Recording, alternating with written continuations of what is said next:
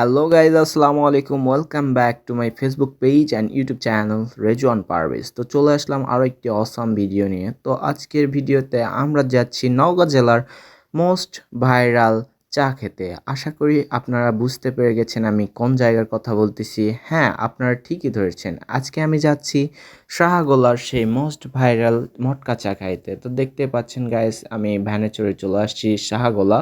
তো শাহগুলা স্টেশনে মূলত এখানে মটকা চা পাওয়া যায়, সেটা খাওয়ার জন্য আমি চলে আসছি।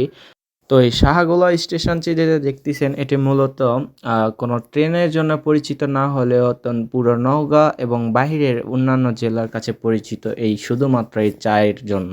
তো দেখতে পাচ্ছেন আশেপাশে যেখানেই তাকাবেন শুধু চায়ের দোকান। তো সব দোকানেই মটকা চা, বিভিন্ন ধরনের বাহারি রকমের মনে করেন যে চায়ের আইটেম পাওয়া যাচ্ছিল। তো দেখতে পাচ্ছেন কি সুন্দর একটা গাছ গাইস, অনেক সুন্দর একটা স্টেশন। মূলত এখানে প্রত্যেকটা দোকানেই প্রায় চা পাওয়া যাচ্ছিল এবং আশেপাশে পরিবেশ দেখতে পাচ্ছেন একটা ছোট মিনি মেলার মতো। আপনারা যারা পর্যটন যাবেন অবশ্যই অনেক অনেক বিনোদন করতে পারবেন সেখানে। শুধু চায় না, তার পাশাপাশি আরও বিনোদন কেন্দ্র রয়েছে।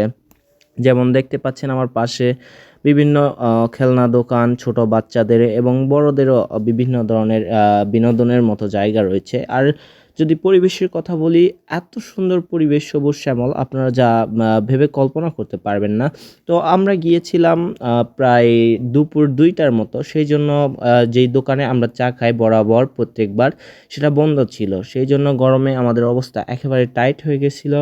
তো সেই জন্য আমরা চলে আসি শরবত খাইতে। দেখতে পাচ্ছেন গাইস, আমরা এখানে চলে আসছি শরবত খাইতে। তো আমাদের ছোট ভাইটি সুন্দর করে শরবত বানাই দিচ্ছিল বরফ দিয়ে ঠান্ডা করে। তো দেখতে পাচ্ছেন এটা মূলত ইস্পি এবং লেবুর যেটা শরবত সেটা দিচ্ছিল ছোট ভাই।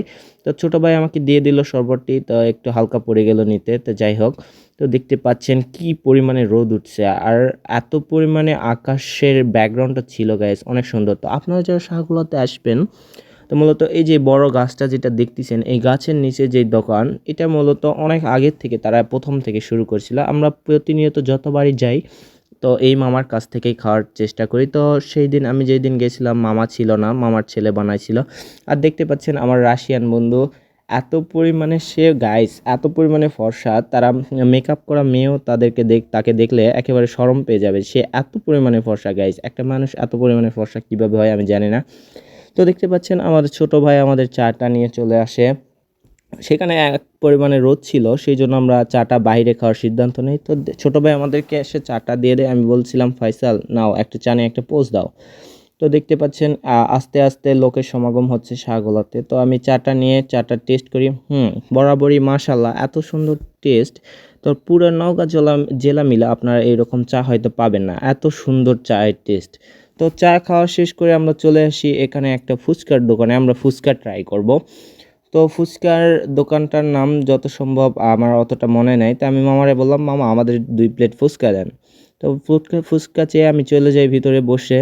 তো বসতে যেয়ে দেখি ভাই ছোট ভাই রনি হাইফাই দিচ্ছে। তো দোকানের নামটি ছিল গল্প চটপটি হাউস অ্যান্ড ফুচকা।